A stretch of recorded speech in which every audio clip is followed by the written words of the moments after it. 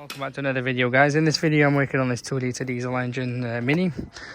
Now the minute you start the engine or the minute you turn the ignition on, we get this fault code here: 36F600 air mass system, plausibility level 3, extensive leak in intake system detected. Now this is coming on no matter, you don't even need to turn the engine on. As soon as you turn the ignition on, boom, it's on, and it's on the diagnostic. Now in anyone's mind, I mean, you think there's a leak somewhere. So we've done the smoke test. As you can see, smoke's coming out of here, and we've tried everything. There is no leak. I'm going to make this video very simple and straightforward. Everyone's car's going to be different. It's going to give different symptoms. So if you're getting that, you may have loss of power. BMW 2-litre diesel engine, this is. They're known for the EGR recall. The car's gone in for an EGR recall, and they've messed up a few things which we have fixed.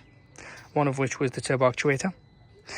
They've also done a few other things which we have fixed. They've broken a few sensors, which again, dealer aren't the best if you ask me. Just they've done a cowboy job. Long story short, that fault code there on the screen turns out to be this MAF sensor that's causing it, which makes clear sense why we're getting the drivetrain on instantly. And it makes clear sense why it comes on straight away in terms of the fault code. It's quite solid and permanent. No matter if we disconnect it, we're going to get other faults as well. I mean, I've seen it. So if we run the engine, so let's just run the engine in this case.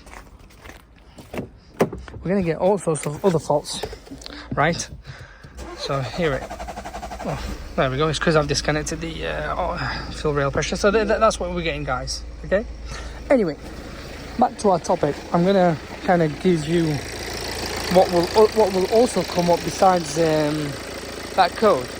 So look, in a second it's going to bring up other faults. There we go. Air mass, oxygen sensor, short circuit, oxygen sensor, which, you know, reality is there's a few way around it and there's a few way not around it. You can remap it, get the EGR blanked, DPF out, solution solved. You won't get no more drivetrain, done and dusted. But that's not going to be legal. We all know this. It's not going to pass, and I wouldn't recommend it. Reality would be, take my advice, this one, change this one, make sure you get the same part number, OEM, there it is. Once you do change it, and jobs are good in. That's what that fault code is. Now we can clear it, there is no question. Here, clear fault code, boom. And then if we go on it, you'll come back with fuel or whatever, but it's all to do with this triggering it.